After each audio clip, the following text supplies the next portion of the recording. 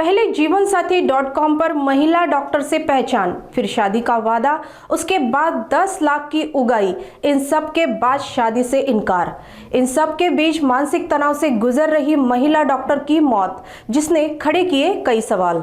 पुणे में एक बार फिर ऑनलाइन वेबसाइट के जरिए बने संबंधों पर सवालिया निशान खड़े हो गए हैं। पुणे के बिवेवाड़ी पुलिस स्टेशन क्षेत्र में सामने आई इस घटना ने सबको चौंका दिया है। मानसिक सदमे के चलते इस 25 वर्षीय महिला डॉक्टर ने क्लिनिक में ही जहरीली दवा खाकर आत्महत्या कर ली। इस मामले में पुलिस द्वारा दी गई जानकारी के अनुसार पहले से शादीशुदा होने के बावजूद आरोपी कुलदीप सावंत ने जीवनसाथी.com वेबसाइट पर खुद को सिंगल बताकर युवती को शादी का झांसा दिया और उससे 10 लाख रुपए ऐंठ लिए।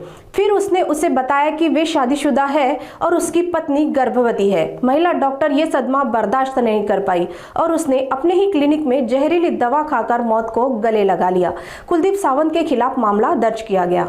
बिबवेवाडी पोलीस स्टेशनच्या हद्दीमध्ये 8 जानेवारी रोजी कुमारी डॉक्टर पल्लवी पोपट फडतरे यांच्या मृत्यूबद्दल अकस्मात मृत्यूची नोंद झालेली आहे।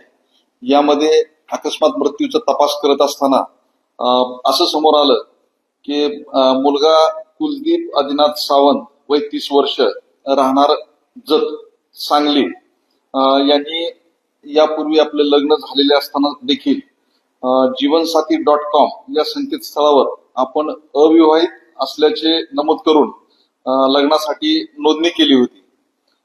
दरम्यानच्या काळामध्ये डॉक्टर पल्लवी यांनी BHMS केलेलं होतं आणि त्या आपलं MD मेडिसिनचं महिला उद्योग आयुर्वेदिक कॉलेज सोलापूर येथे शिक्षण घेत होत्या आणि त्यांची इच्छा होती की वैद्यकीय क्षेत्रातीलच मुलाशी लग्न करावं।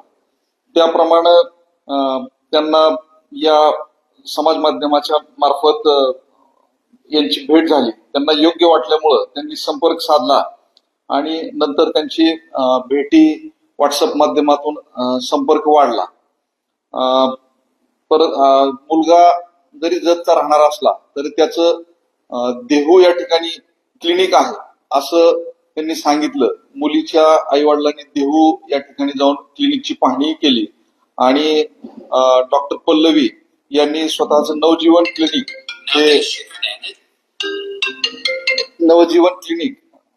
सुरू केलेलं होतं बिबवेवाडीमध्ये।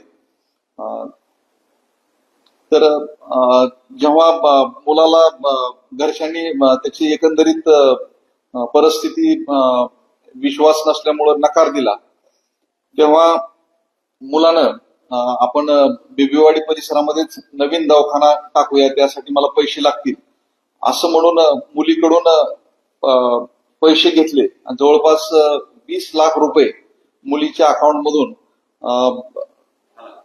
कुलदीपच्या अकाउंट मध्ये ट्रान्सफर झालेले तपासांती दिसून येत आहेत।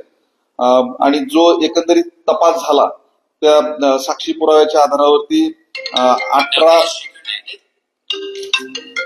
18 जानेवारी रोजी 20 लाख रुपये मिळाले होते। त्यापैकी 90,000 रुपये रक्कम फक्त आज रोजी अकाउंट वरती तपासांती शिल्लक दिसून येते। उर्वरित रक्कम कुलदीप यांच्याकडे ट्रान्सफर केली होती।